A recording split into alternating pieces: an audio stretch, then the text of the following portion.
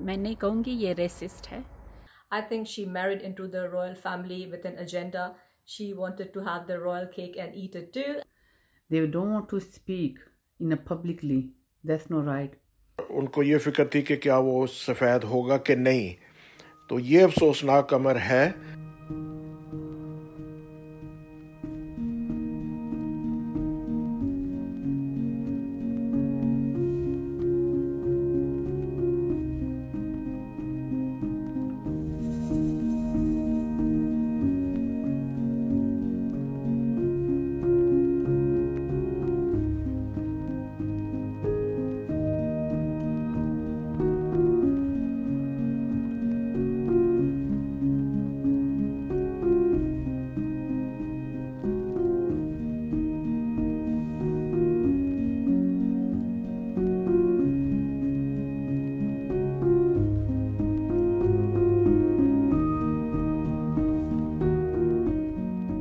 Royal family और queen हम नहीं कह सकते वो रेसिस्ट है, जस्ट वो कल्चरल क्लैश था और टाइम के साथ सब कुछ ठीक हो जाना था।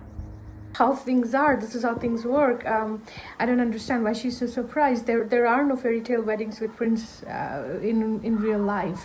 It's always like this. It is a nightmare, as everyone who's done it has found out. So I'm not actually surprised this has happened. I 100% empathize with her situation. मुझे इस बात का सदमा हुआ है और अफसोस हुआ है कि बकिंगम पैलेस के अंदर बाज़ ऐसे अनासर थे या अफराद थे जो मेगन मार्कल के पैदा होने वाले बच्चे की जल्द के कलर के रंग के मुतालिक पूछ रहे थे और उनको ये फ़िक्र थी कि क्या वो सफ़ेद होगा कि नहीं। वो जो डिफरेंसेस हैं वो हम देख रहे हैं अभी।